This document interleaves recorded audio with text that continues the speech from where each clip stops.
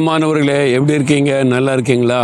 இன்னும் ஒரு நாள் தானே இருக்குது, இடையில புது வருஷத்துல போக போறோம்ல. சரி, இந்த இடம் ரொம்ப அழகா இருக்கு அப்படின்னு பாக்குறீங்களா? பின்னால் எழுதிய வி லவ் யாங்கூன் அப்படின்னு. இது மியான்மர் தேசத்தினுடைய ஒரு பெரிய பட்டணம் யாங்கூன் என்பது. அந்த பட்டணத்துல தான் இந்த மாதிரி அழகா செஞ்சு வச்சிருக்கிறாங்க. பெரிய கார்டன், ரொம்ப அழகா இருக்கு, பிளசண்டா இருக்கு பார்க்கறதற்கு. அந்த இடத்துல இருந்து கொண்டு உங்களோடு பேசுகிறேன். ஆண்டவர் இந்த பட்டணத்தை நேசிக்கிறார், இங்க இருக்கிற மக்களை இயேசு நேசிக்கிறார்.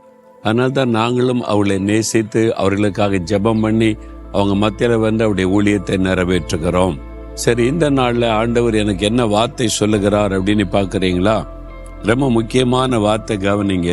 சங்கீதம் 51:2 தேவரீர் என் அக்கிரமம் நீங்க என்னை முற்றிலும் கழுவி என் பாவம் வர என்னை சுத்திகரியும்.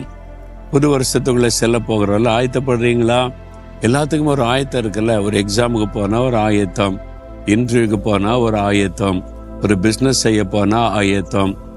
புது வருஷத்துக்குள்ள செல்ல போறோம்னா நிறைய ஆயத்த ஜெபெல்லாம் நடக்கும் சபைகள்ல, ஊழியங்கள்ல. நாங்களும் அப்படி ஜெபிப்போம். 3 நாள் உபவாசம் பண்ணி ஆண்டோடைய பாத்துல உட்கார்ந்து ஆயத்த ஜெபெல்லாம் பண்ணுவோம். அப்ப அந்த ஆயத்தம் அவசியம் தானே.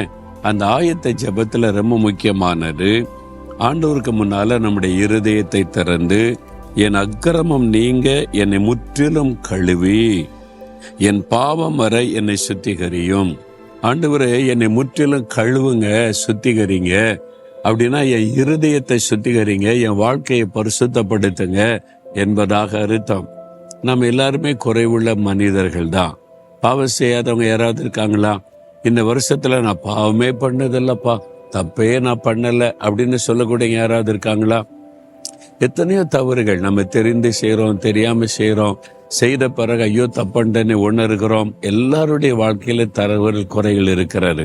நமக்கு பாவம் இல்லை என்போமானால் நம்மை நாமே வஞ்சிக்கிறவளா இருப்போன்னு பைபிள்ல இருக்கு. அதனால பாவம் நிறைந்த உலகத்தில் இருக்கிறோம். எத்தனையோ தவறுகள், பாவங்கள் நம்முடைய வாழ்க்கையில வந்துருது.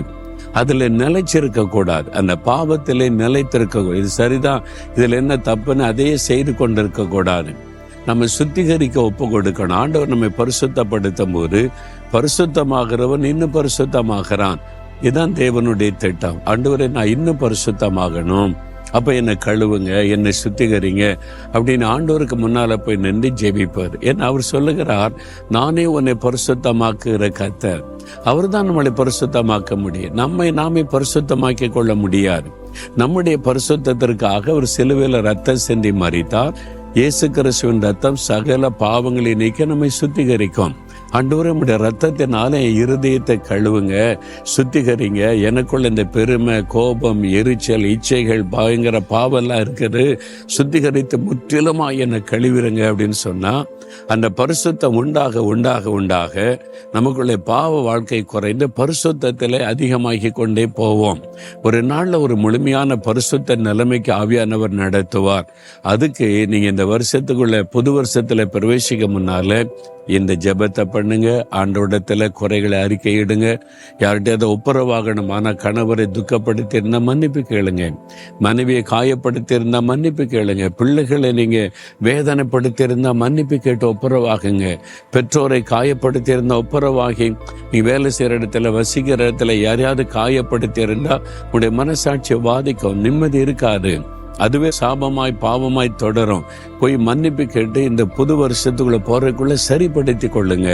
அப்ப ஆவியானவர் உங்களுக்கு உதவி செய்வார். பரிசுத்த ஆவியானவர் வரும் பொழுது ஒரு முழு பரிசுத்தத்தை உங்களுக்குள்ளே உண்டாக்குவார். நீங்க ஜெபிக்கணும், ஆண்டவரே என் அக்கிரமம் நீங்க என்னை கழுவுங்க, பாவம் வர முற்றிலும் என்னை கழுவி சுத்தம் பண்ணுங்கன்னு கேட்கணும். ஜெபிக்கிறீங்களா? அப்படி ஒரு நிமிடம் இதயத்துல கை வைத்து, இயேசுவே என்னை பாவமர கழுவி உங்களோட ரத்தத்தினால சுத்திகரிங்க. ஆண்டவரே, எனக்கு முழு பரிசுத்தம் வேணும். இந்த வருஷத்துல நான் செய்த தவறுகள், குறைகள், பாவங்களை புது வருஷத்துல நான் செய்யக்கூடாது.